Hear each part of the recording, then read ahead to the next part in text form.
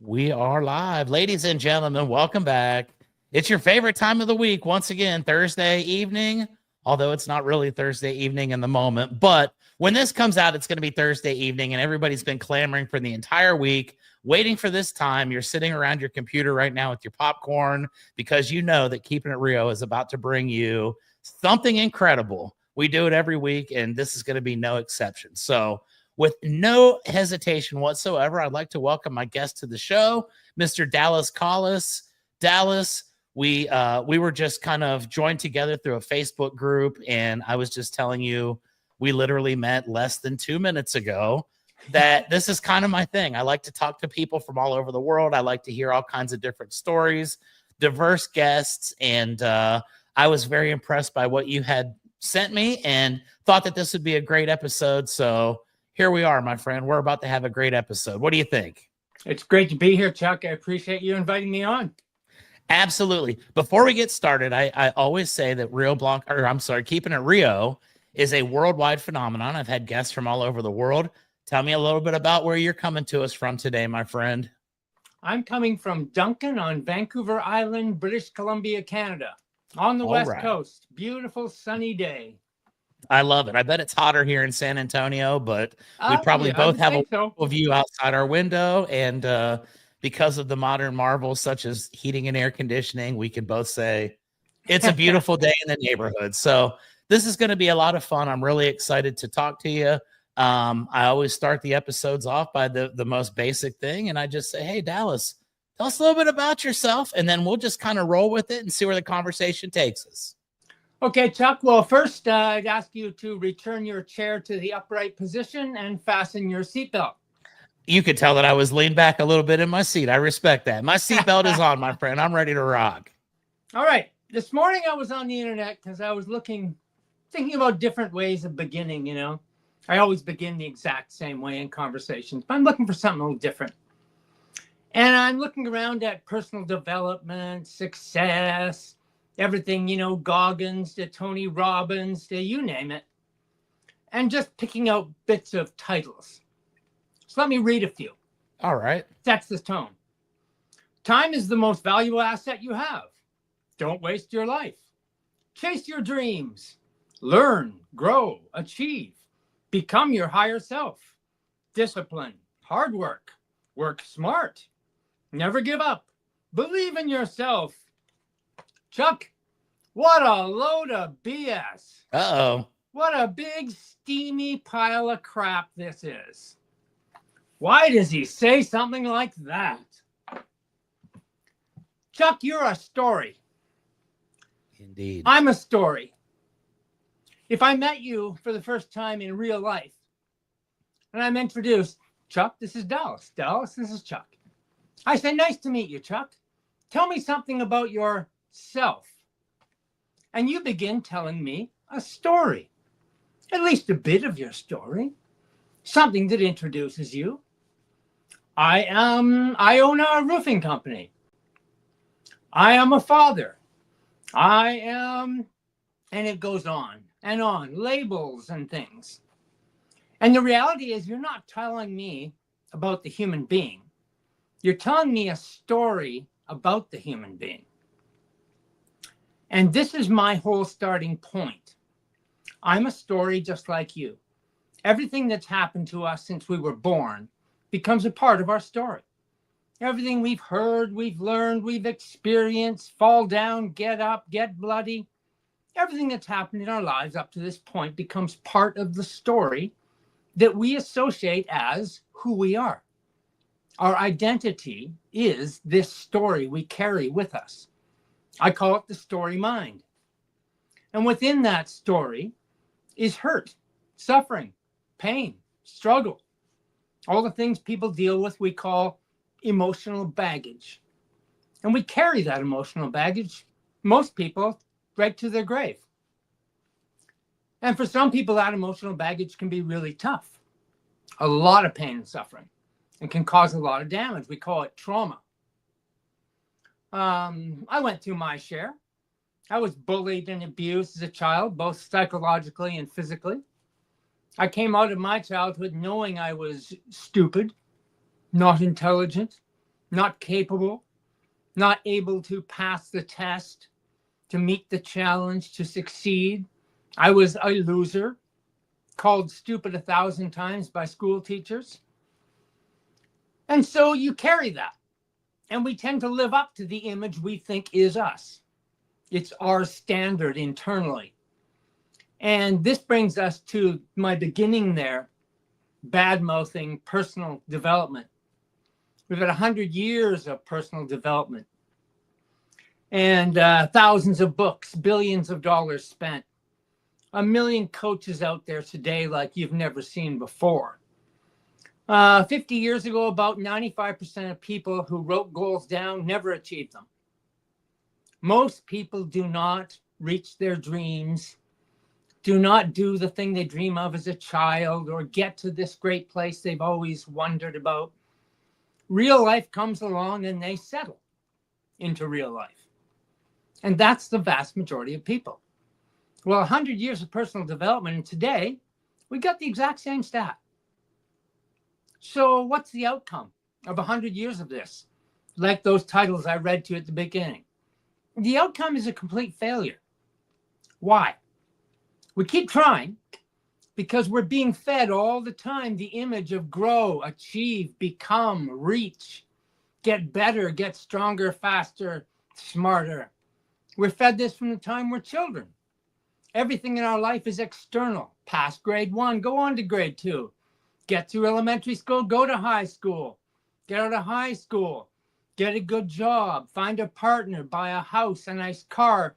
It's constant achievement and growth. And so we live that way in this story of our lives. And if you look around the world, we all live a very similar story. Anywhere in the world, you will see the same thing. People striving, trying to get, to become, to achieve. And this is the struggle we call life. Life is hard. Life isn't equal. It's a tough game. You got to be tough. You got to be strong. So what's the problem with this? Well, for some people like myself, that baggage gets too heavy. And we all have the same first addiction. You, me, and everyone else on the planet had the same first addiction to our struggle, our pain, our baggage. That addiction was blame. I blamed school, I blamed parents, I blamed Boy Scouts, I blamed church, I blamed summer camp. Then I blame my partner, I blame my kids, I blame my boss, I blame the economy, I blame the government. And you know, everyone is involved in this game. And why do I call it an addiction? Because it's defending yourself against your own responsibility, that baggage you carry, the real you that you don't share when you tell your story. And this is the place where, you know, for years I was a Tony Robbins fan, and, you know, goals and pushing and writing everything down and vision boards and following steps and creating morning routines and evening routines and drive and all this stuff. And I realized in the middle of it all, there's always a little tiny voice back here going, you're not gonna do this. This isn't for you. Take some time off, sit down, grab a beer. You've worked hard enough. And this, I think, is behind a lot of people. And we're trying to put new paint on the walls of the house. We're trying to put a new roof on the house. We're buying new appliances. We're putting in new windows. But the problem is the foundation is the same. We're trying to apply all this change on top of the foundation, which is the story mind that isn't supporting you. You know, we've had 100 years of psychology, psychiatric work, psychoactive drugs, talk therapy, the greatest minds in psychology and neuroscience for 100 years. And where are we today? More people on psychoactive drugs than ever before in history. More people in talk therapy than ever before in history. More psychologists trained than ever before in history. More young people suffering mental health ill issues than ever before in history. So just like personal development, complete failure. It's a bunch of BS. It's a complete scam. Why do I say that? How can you say this, Dallas? Look around you at the world. It can't be untrue. Everyone's doing it. Everyone's struggling and fighting. You're crazy. So let's go through it. My baggage got to a point that I took on alcohol and then heavier drugs to keep that pain away. For years, I married a woman who was in the same position, carrying her pain, her baggage, her alcoholism and drug abuse. The perfect couple. We have a nice house, 2 beautiful children, a business together, vacations. From the outside, we look like normal, successful, middle class, North American family you'd see on TV any night. Under the roof is a horror story. It's a war zone. And this is why we see things like, oh, Chuck, did you hear that Dave and Carol are getting divorced? I thought they were the greatest. They seem perfect together. We have no idea what's going on right under our noses, all around us in life, because we live in our own story. And so I get to the point where my body says, no more. I can't take it. And it begins to express itself. And this is what happens in deep stress, anxiety, depression. The body finally says, blows a valve, basically, to let that pressure out. So for me, I got real lucky. I woke up one July 1st morning a few years ago with cancer. Best day of my life. Bar none, the most fantastic thing that could ever have happened to me. In the next 12 months, exactly 365 days to the year, I went through cancer treatment and surgery. I came home, my wife and I split. I lost my house, my business, my family. I end up alone, broken, suicidal, and still an alcoholic in 12 months in the middle of the pandemic. All that happens. What a great year. Absolutely fantastic. Because it opened the door to get out of my story, to leave my story, to be without a story. And I talk to you about this and go, well, who would I be without my story? It's who I am. You can't leave who you are. What would the stability be? What would the security of my life be? That's the person I am. 3 weeks after this happens, I call the year of life collapse. I'm listening to a podcast in the background, and a man is talking about spirituality, consciousness, just fluffy, foo-foo stuff that I thought was silly, but it's just plain. I'm working away on the cutting board, chopping some vegetables, and the man says one line, and I literally dropped the knife and almost myself to my knees. He said, show me yesterday. That was it. Show me yesterday. Now, Chuck, if we agree that we are stories, we are deeply associated and identified, our self-image is our story, we are historical beings. Everything you know right now comes from yesterday and all the yesterdays before that you've been through. Every single thing we do in this moment comes from our history, because that's who we are. We wouldn't be able to speak without language that we learned, figure out numbers for the roof elevation without mathematics we learned. Everything we do in life comes from our yesterday. And here this guy says, show me yesterday. And right away, my brain, because I try to be rational, said, where is it? What is yesterday? Chuck, I can't go to a cupboard and pull yesterday out and go, look, Chuck, here's yesterday. What do you think? Isn't it nice and shiny? A couple of dents here and there, but yeah, it was yesterday. There isn't anything. So what does it mean? I carried these yesterdays and they almost killed me. Why? Because I believed they were real.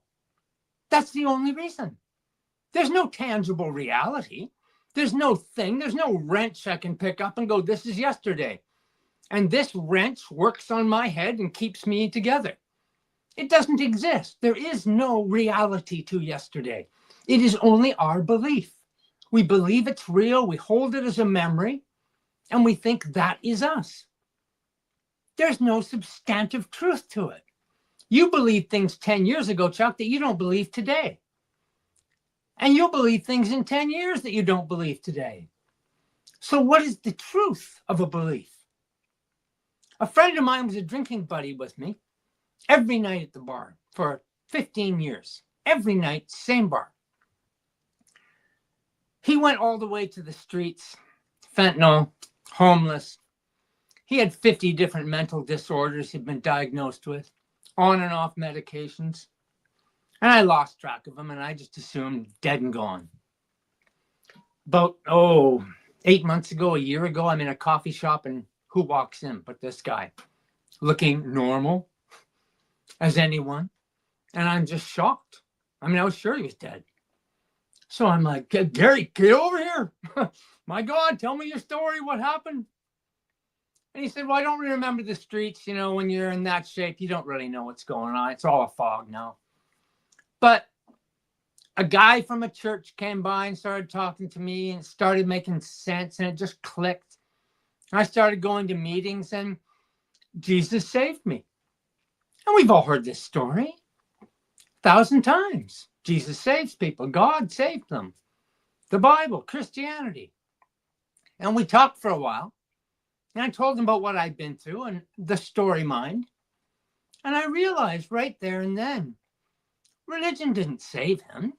God didn't save him. Jesus didn't save him. Nobody named Jesus walked up and saved him. He believed a different story. That story made sense to him, and it fixed his life up because he believed the story. He, just like me, had believed a terrible story.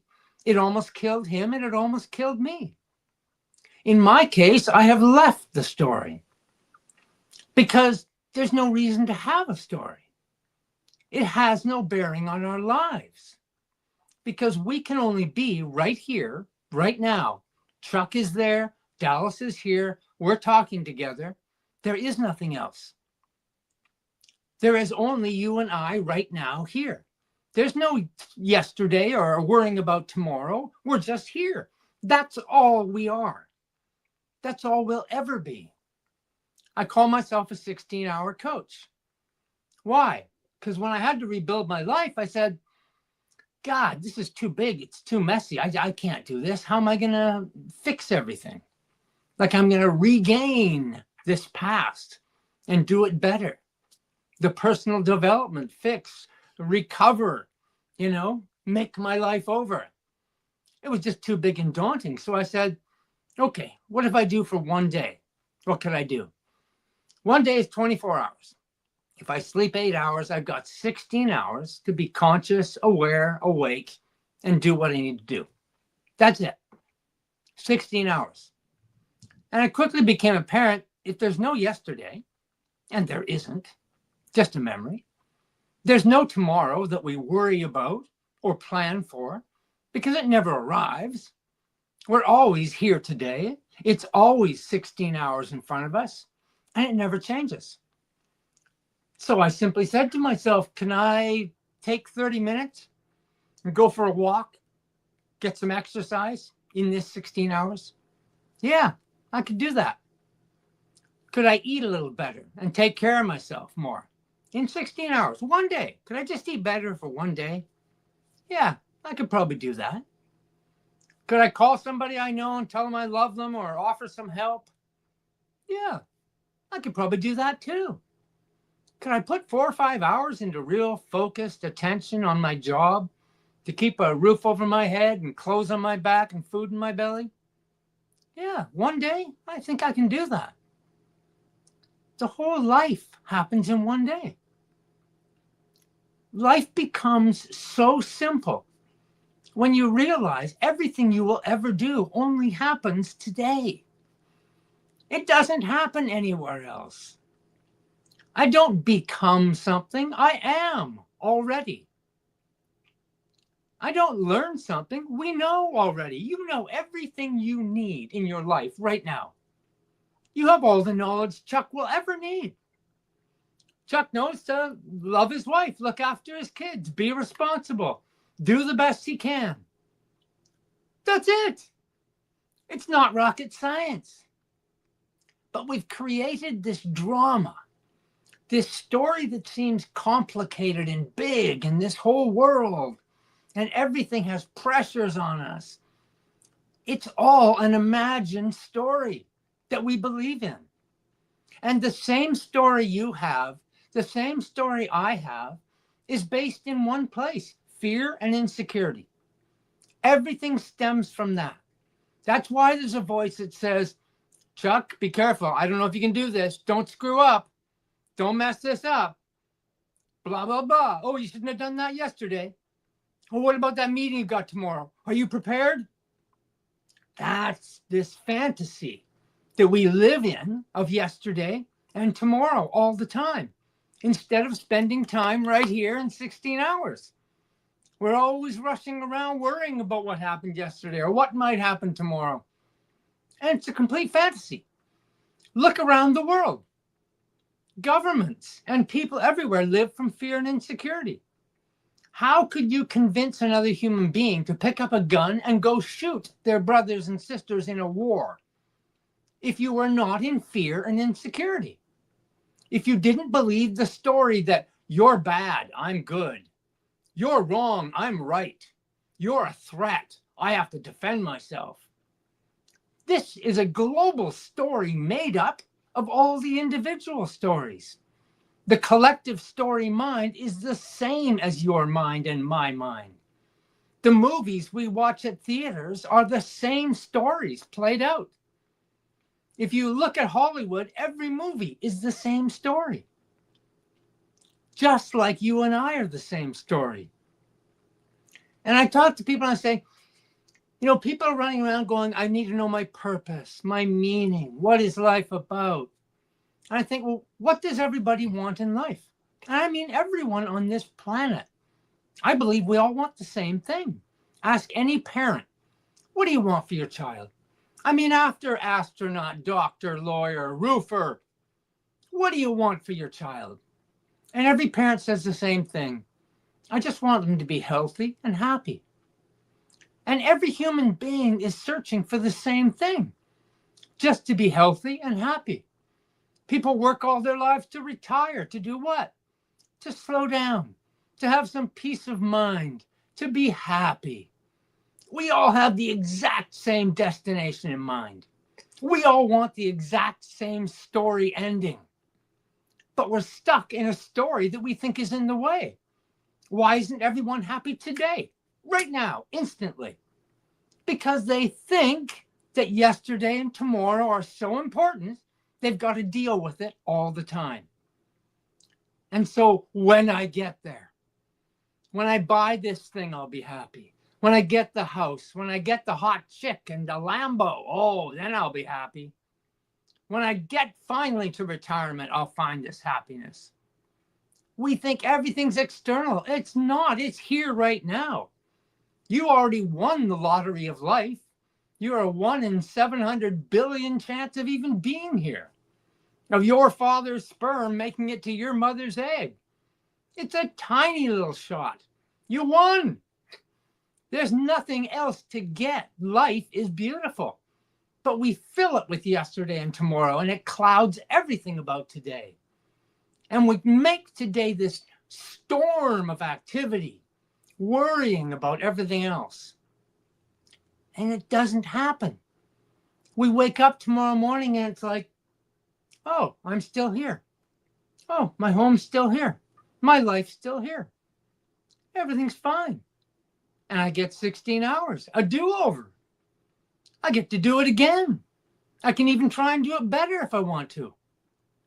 What an incredible opportunity. What a gift that we all get.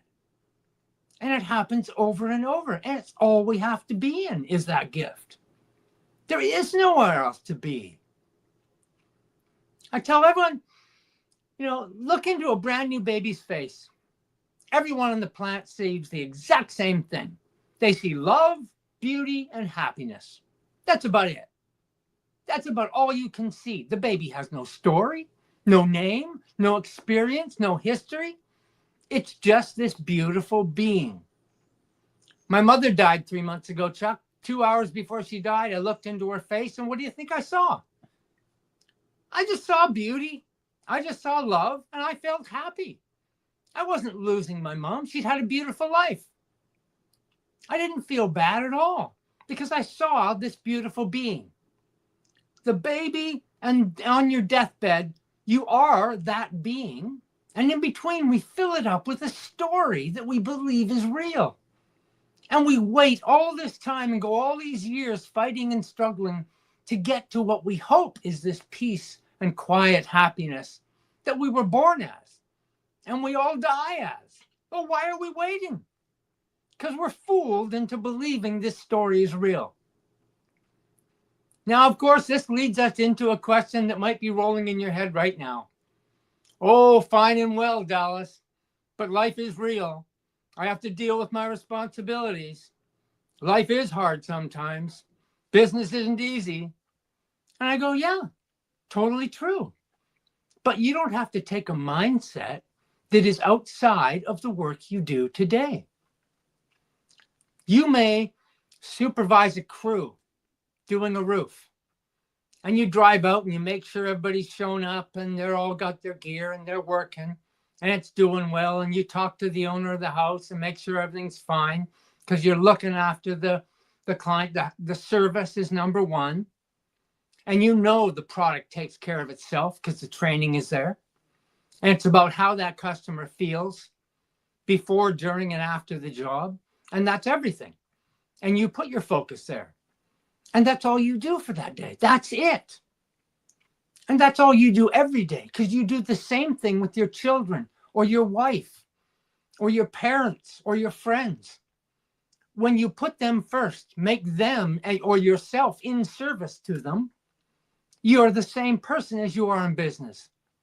It's the same simple narrative. It's the same steps you follow. Or you can go to work and you can be going, oh, I hate this customer. Jesus, I hope I don't have to deal with him today. He bitches about everything. Oh, that idiot on my crew. I'm sure he's doing coke every day. He's just a mental moron. I might have to fire him. I got to think about getting somebody else on the crew. See, you can take that mindset. And lots of people do. And they'll say, yeah, but that's real stuff. It's only real stuff because you're carrying the baggage of other people and letting it be a part of your story. You always have the choice to go in there just as life is great. I know what I'm doing. What happens, happens. I don't control tomorrow. I don't own the world around me, but I own me. And me doesn't have to be affected by any of that crap. All of that stuff. The only way you can make me happy or sad or angry is because I accept it. Not because you do it. You can do whatever the hell you want. It has no effect on me if I don't accept it. So you can do any job you want during the day and not be affected by anything that you don't accept. It isn't hard. But we are lazy and living in our stories of yesterday and tomorrow and worried about what might happen, what that jerky customer might say when I get there, what my crappy crew might be doing when I get there. We're constantly fantasizing and working ourselves up for no reason. There is no reason. And you can leave it. Anyone can leave it. And realize that life is not so complicated. Every big problem we thought we were going to have, we look back on them and we go, it was nothing in the end. Remember the fires in California back in January, Chuck? Absolutely. I was watching a news report one night from their Palisades, and the background is just that charred, looked like a World War II war zone, you know? And a young reporter has got a woman maybe 35 on one side of her and a man about 75 on the other. Turns out they're father and daughter. They live 3 blocks apart. They both lost everything. They now own that charred piece of land. And the daughter is weeping, absolutely crushed, destroyed. And she's talking about how her whole life is gone. Everything she owned, memories, pictures, everything is gone. All the years she's put into getting there, the hard work she's done, and she's lost everything, and she's just weeping, which is pretty common, pretty normal, we might even say. But then out of the corner of the eye of the reporter, she notices this 75-year-old man standing there with almost a smirk on his face. He's not upset. And so she turns to him and goes, "You don't seem to be bothered by this. What's going on with you?" And he goes, "It's just stuff." That's the story mind. Gone. Right there. See, we attach to everything in our story. We attach ourselves to the events of yesterday and what might happen tomorrow. And all these things brew this ownership of the world around us that we think we can hold on to and control. And so when things go wrong, you broke my heart. You disappointed me. I'm hurt by you. These things can only happen because of these attachments. So here was a woman showing the attached life of the story mind, and a man going, no big deal, just stuff, because he wasn't attached to it. He realized it didn't mean anything. Maybe he was at an age, and it happens. As we age, we start to see how much more simple life is. We start to see all the things we thought were so important really aren't that important. And that's why we have the stories of people at the end of their life, and all their wisdom comes down to, man, don't take it so seriously. Learn to relax, learn to enjoy. It goes by so fast. You hear this from elderly people all the time. Well, that is all I'm saying. That's what I found by going through my year of life collapse. That's what opened the door and said, this stuff is just stuff you believe. And you don't have to believe it. There's no real truth to our story. In fact, our stories are liars because we have a deceiver. We might call it an ego. And that's the voice that scares us, makes us worried, makes us question ourselves and others, distrust, not have the courage or the confidence we need. That's a lie from our story from the past that said you might not be good enough. Our stories we cling to lie to us all the time. The story in the world is a liar.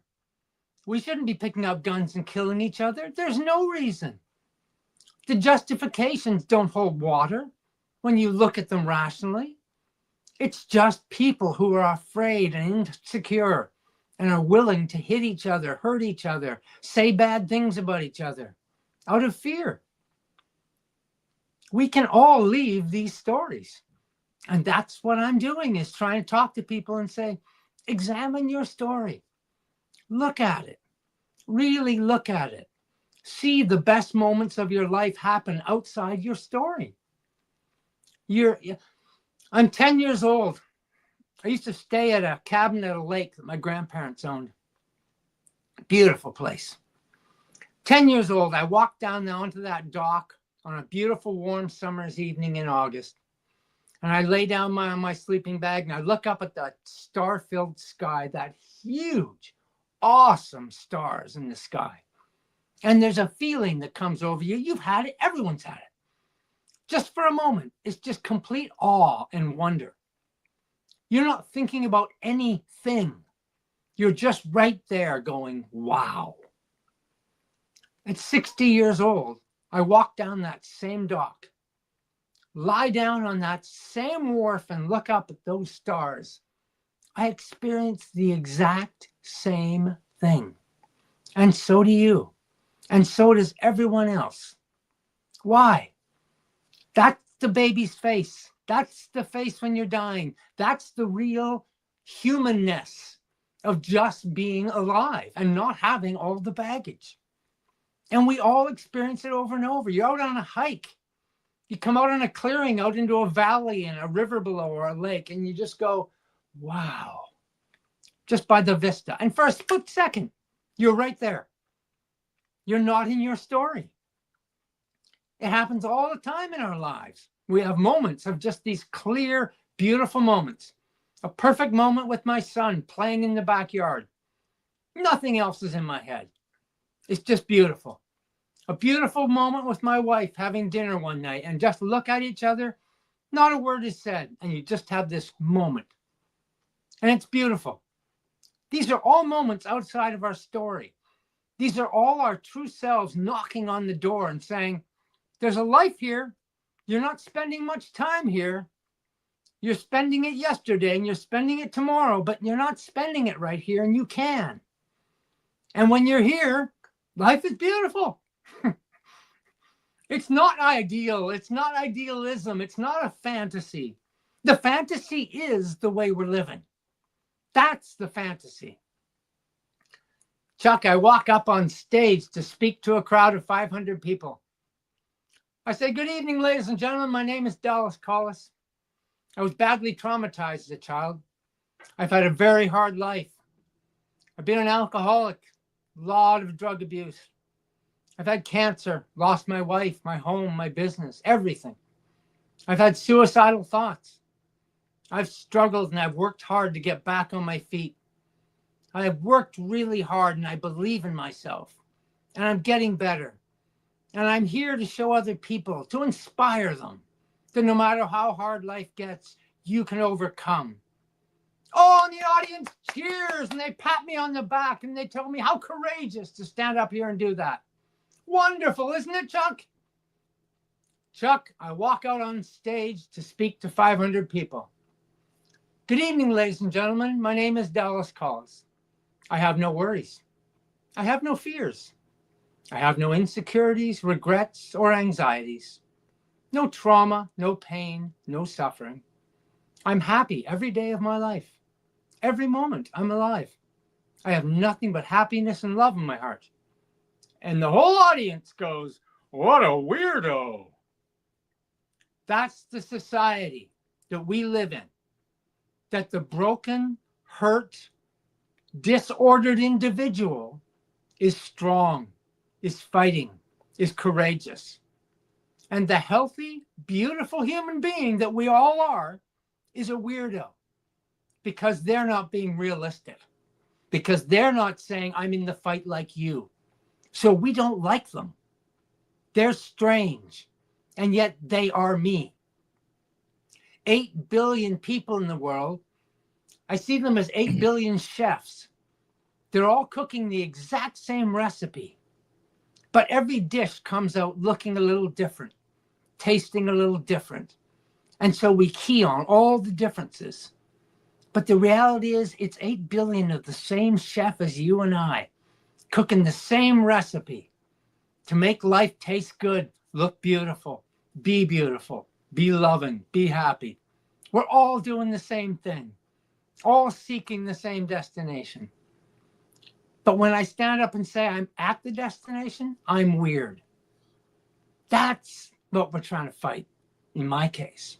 That's my struggle, to overcome that in other people, that they believe they are normal to be struggling, in pain, frustrated, having to work 50, 60 years to get there. That's what I'm fighting against. And that's my story, Chuck. What a terrific perspective. And, you know, that is absolutely beautiful. Thank you for sharing that. It really, this is one of those episodes where I actually just kind of got to sit and listen, and I wasn't thinking of the next question that I was going to ask you because your story was just flowing. And it was so great because it put everything into perspective. And I think anybody that watches this is going to say, wow, you know, this is exactly what life is. It's a lot of people that are in need of that drama and in need of that dissension, because like you said, the number one addiction is blame. And we always have to be able to say, well, it's not my fault because I didn't do this, or you did that, or you're different than me, and we're not the same. And I'll tell you, we're in a world now where that is probably more prominent than it's ever been. We've had social media over the last 15 years Yeah. or so that has come up. And now it's very easy and convenient to go onto a keyboard and basically tell someone else, you're wrong, I'm right. You don't know what you're doing. You're an idiot. You're a fool. And I think that it's absolutely beautiful to be able to step back for just a brief moment and say, you know what? We're all here for a short period of time. I don't think too many people live to be 100 years old. And, when you think about the simple truth, a year is very short. In hindsight, you look back and say, wow, I've been on this earth for a long time compared to what my time is. I probably got less moving forward than I have looking back. And I think that you hit the nail on the head. We formulate our story from the time we were very small, and we continue to build and we continue to add drama and traumatic experiences, and all of those things build up. And I think they overtake our happiness and they overtake the reality of the world, which is, hey, we're here today. This is the best day that you're ever going to have, because tomorrow is not guaranteed. You and I may not wake up tomorrow. For all I know, this could be the last day on earth for me. And I think that a lot of us take it for granted. I think a lot of us look at the future and we're always planning ahead, and we're always figuring, like you said, hey, if I can just get to this point, if I can make this kind of money, if I can get this kind of a car, if I can have this kind of a family, if I can have this kind of a home. And we take a lot of this stuff for granted. So what a beautiful perspective. And the fact that it took all of those years, like you say, at the age of 60 is when this really kind of, it comes to fruition for you. And you realize, hey, you know what? The rest of this time that I've got on the earth, I'm going to look at completely different than I have the first 60. But let's also talk about how some of that stuff does build up over the course of time. And, like you say, a diagnosis of cancer, where you really start to realize time is finite. I am not going to live forever. There's a possibility that this may take me out.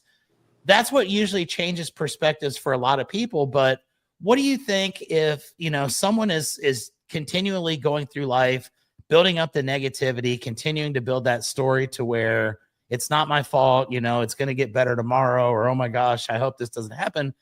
What if they don't get that kind of a moment in their life where they realize this is precious?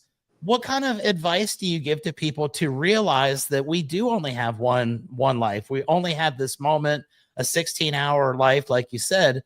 What are some of the things that you would recommend to some folks who don't understand that, haven't gotten to that point in life? How do you recognize that, and how do you change? Yeah, well, I think, Chuck, most people don't get a wake-up call. Or I shouldn't say they don't. They get subtle wake-up calls. We all get them. And we ignore the vast majority of them. You might have a small health issue. When I woke up with a golf ball sized lump in my neck. It wasn't there when I went to sleep. I'm seriously a golf ball. I mean, it was big. This huge lump. I went to the doctors right away because a friend of mine had died of cancer. And it was because they waited. And as soon as I found this, I just went, cancer. The fear machine just goes. So I went, and a funny thing happened. The doctor I saw went, oh, I think it might be an infection, maybe from a tooth or something. We'll do these antibiotics for 10 days and see what happens. So I do the antibiotics and it goes away. It was gone. Never felt any pain. And so my brain right away went, oh, it was nothing. I'll just carry on. That's a wake-up call I could have missed easily. I didn't. I went back to the doctor because something nagged at me, and turned out into the system I went. It was cancer. But I could have ignored it because of that moment. And it's an example, I think, that all of us get some sort of wake-up calls in different ways. A friend dies. It's a million different little things that we're not attuned to because we get so involved in our story that there's so much clatter. We don't hear that subtle little knock at the door. And so when I work with people, it's usually because they've come to a place where they're starting to question their life. It's usually people between 45 and 55, and they have this question of, I got a degree, I got the house, I have my partner, I raised my kids, and I've got this nagging feeling that, is that it? Is this it? Is this my life? I'm hearing this a lot. That's a wake-up call. They don't know what to do with it. It's just there subtly. And I say, when you said, we had said about the story being built, the vast majority of the foundation of your story and mine, we didn't write it. It was written for us by parents and teachers, our first boss, by the news, by governments, by all the things around us of stories we take as pieces. We don't even write most of our story. We do when we find our partner, have our children, build our business. That becomes part of the story we create. But the foundation, most of that is written for us. And so I think this is why I think everyone gets to a place where they'll begin to question their life. Because there is this haunting that the foundation of their story isn't theirs. They didn't write it. And yet it has affected their whole life. And that questioning is where I always take people to begin. To say, what if? Just what if your life? What if your story isn't completely true? What if you're carrying baggage that isn't yours? If I was traumatized 50 years ago, how did it get here? How is it here today hurting me? That's the what if. The answer is responsibility, getting rid of the blame. I blame the traumatizing event. And then doctors tell me that's a wound. You were traumatized. You have been scarred. And I believe that story. It's a lie. You cannot be scarred. I am responsible. I took that traumatizing event, I put it in a bag, I threw the bag over my shoulder, and I have walked with it for 50 years. I brought it here. No one forced me to carry that bag. And I can put the bag down by disbelieving its reality. I'm not saying if something didn't happen 50 years ago. I'm not belittling people and saying what you think happened back then isn't true. It did happen. But so what? It has no meaning or life on its own. You give it meaning. You give it life by carrying it. And these are the forces that we have to question and look at ourselves and say, what if this stuff isn't real? What if that isn't me? What if just this loving husband? What if this loving father? What if this hardworking businessman is just me? And all that other stuff is just past bullshit that doesn't mean anything. We have to be able to question our own identity. And that's hard for a lot of people. They are so set on who they are, it's very difficult to look at. One of the things I often do with people I begin to work with is get their telephone and in video record themselves telling their story as if to their best friend. And then do that in the morning and play it back at night. And do it the next day. And do it the next day. I try to get them to do that for 3 to 4 weeks straight. Every morning, when you wake up, pull out your phone and record your story to your best friend. Tell them your story. Every night, play it back to yourself as if you are the best friend listening to it. You try to detach from yourself and listen to your story objectively. And a strange thing happens to every person who does it. The same strange thing. The story changes over the month. Bits and pieces of memories change over 1 month of you telling your own story. The evidence of the false reality of yesterday starts to show up. It's Uncle Buck who caught a fish. And every time he tells the story, the fish gets bigger. The story becomes more dramatic. It's more entertaining. It's more amazing. Until his story is being told by Donald Trump, the greatest fish ever, the most amazing fish you've ever seen. This is what we do, all of us, in our memories, because we recreate them right now today. And when you look at it over and over, you start seeing the flaws in yourself. And then you have to question, what if I don't remember that right? What if that's not exactly what it was back then?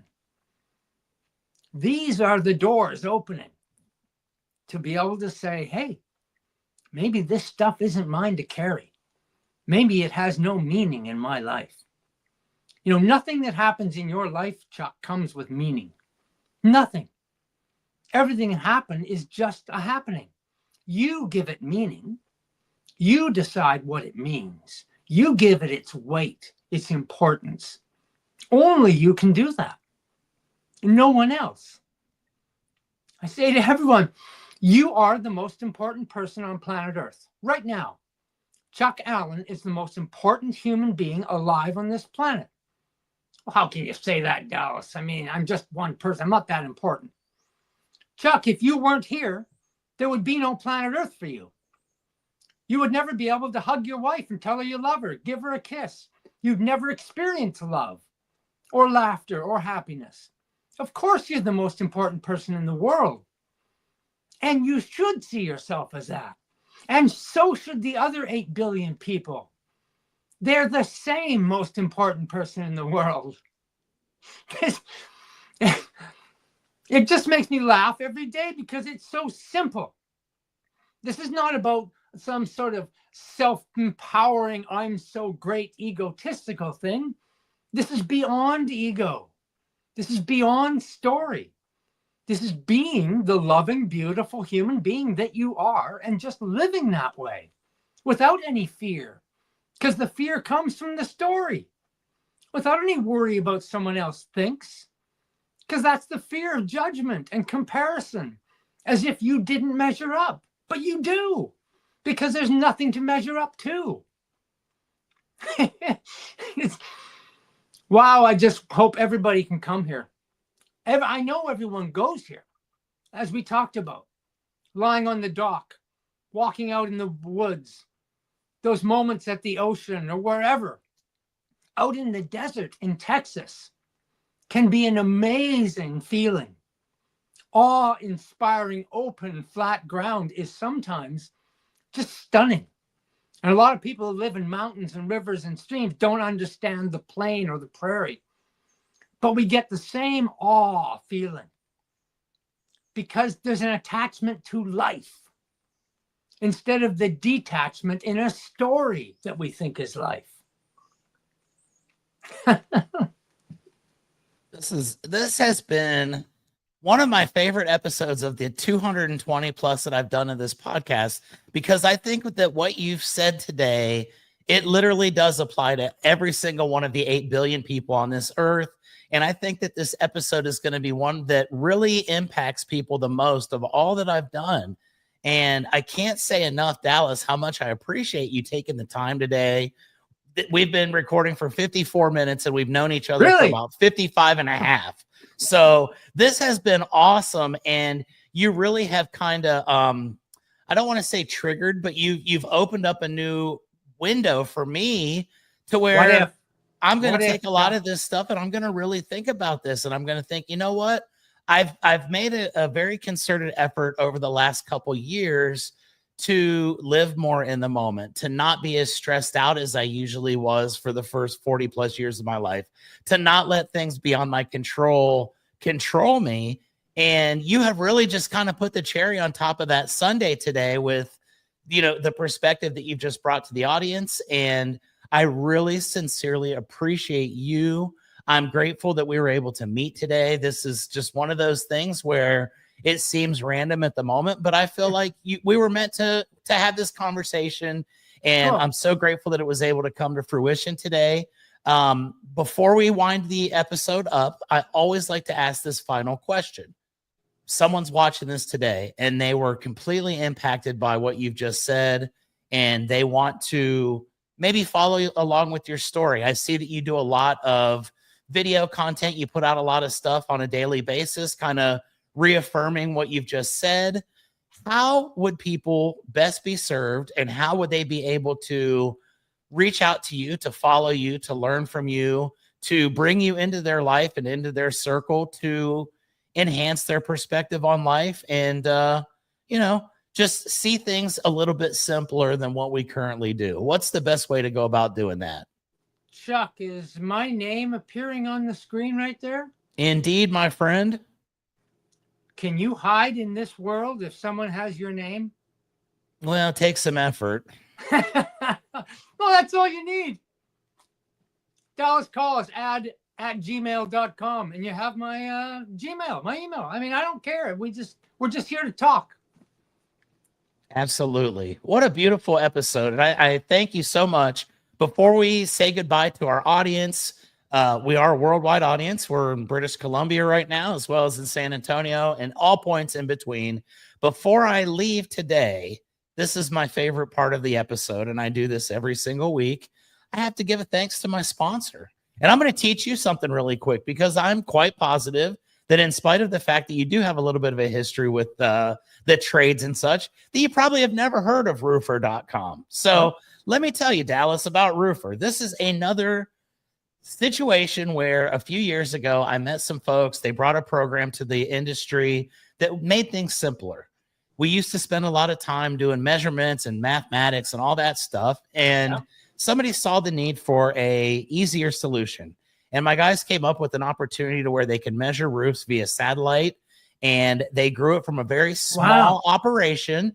And now, 7-8 years later, Roofer is a full service program that takes you from the initial contact with your client. You could get a roof estimate on your home right now in under a minute by clicking on my link or my QR code or whatever.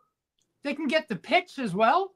Absolutely. We could get the entire thing, and you can get a full breakdown, a fully detailed measurement report. We can take you from the beginning stages all the way to the end.